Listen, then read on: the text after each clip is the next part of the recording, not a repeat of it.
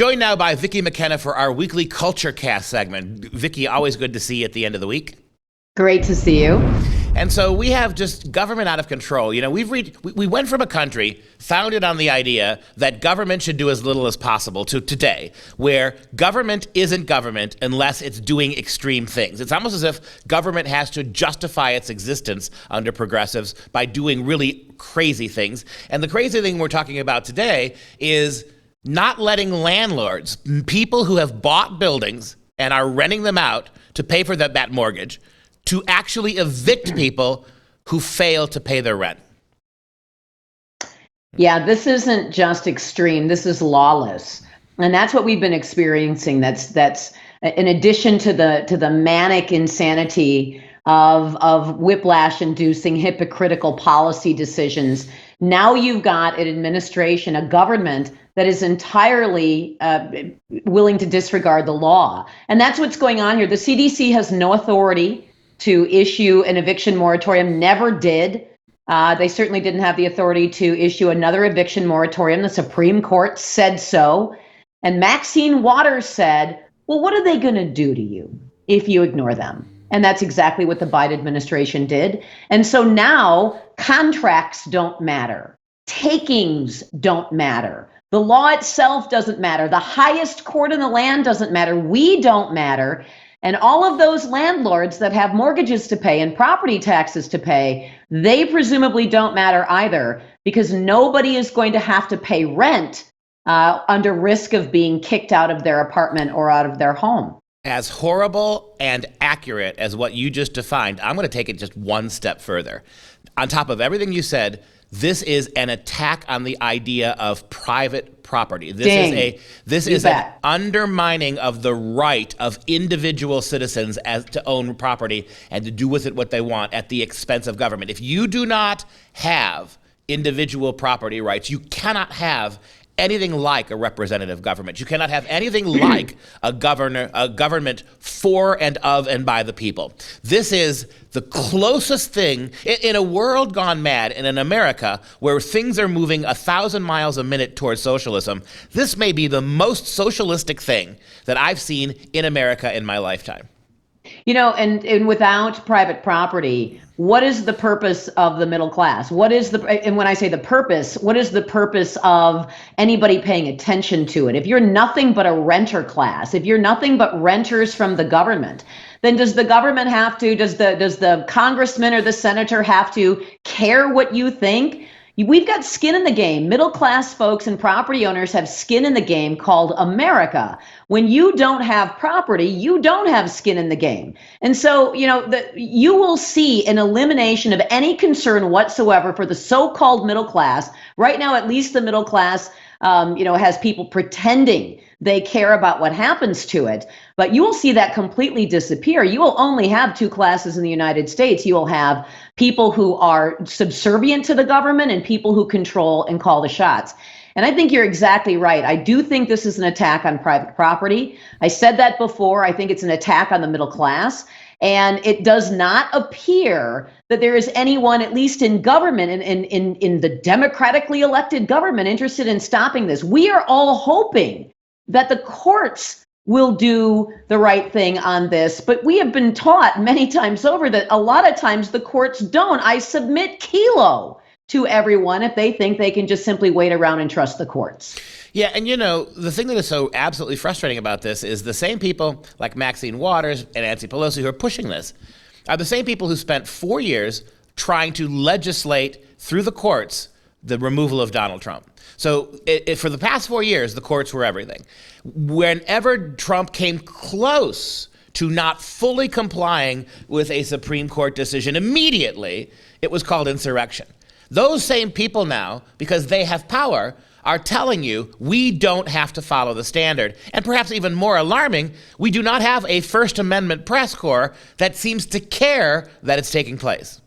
In fact, there's almost no coverage on this except to enthusiastically endorse what the CDC did. If you're going to look at mainstream news coverage, that's what you're going to see. You'll see some center-right leaning media that will be critical of this. You've noticed the Washington Examiner, the Washington Times, Tucker Carlson show on Fox News.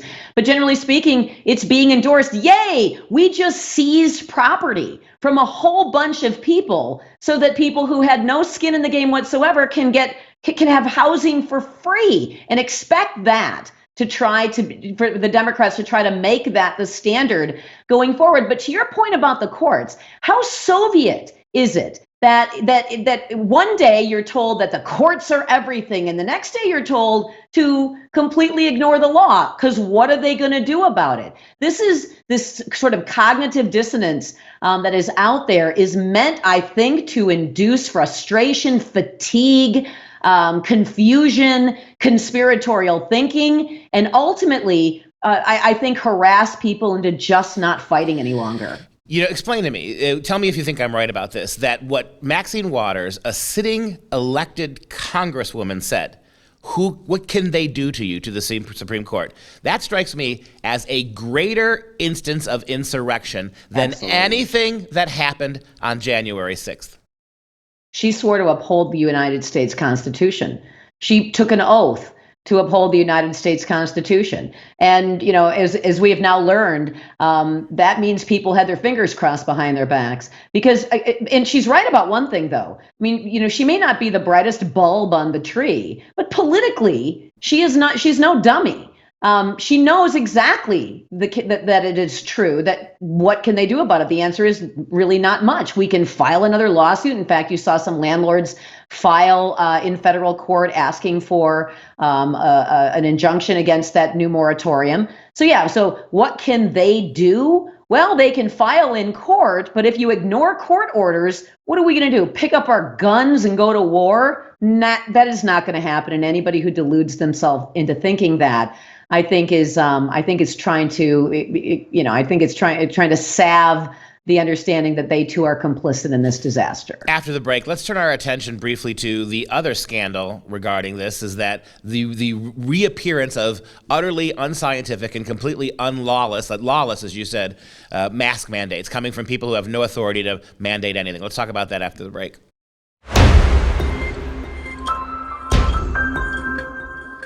Back again with Vicki McKenna for the second part of our Culture Cast. And the other thing that is really shocking is, and you could see it coming, my life suddenly looks like one of those slow motion camera shots where you see it coming.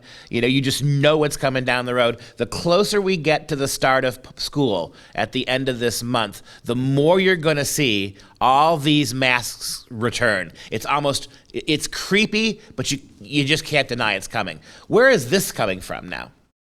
Well, the masks, this is just coming from, people in power who desperately need to maintain control. And you putting on that mask is your signal that you will be subservient, that you are a subject. That's what that mask represents, because it doesn't protect anybody from COVID. We don't have a meaningful problem with COVID in this country any longer. And the data prove that out. We do not have upticks in deaths. We are not seeing a major surge in hospitalizations despite the phony, faked propaganda on Twitter.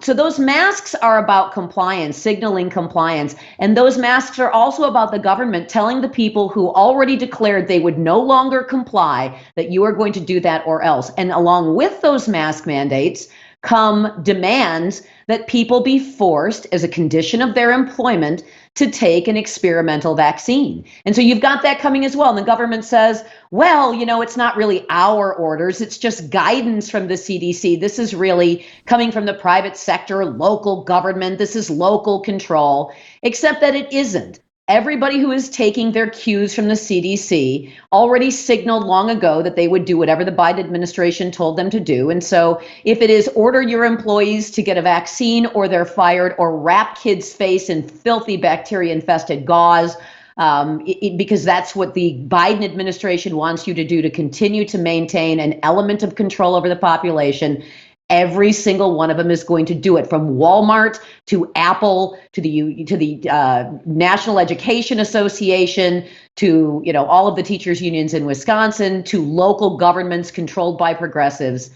This is because the Democrats recognized this was one way they could really control people, and they are not willing to let that go yet. Yeah, and this is another alarming canary in the coal mine moment, with a dead canary really dead.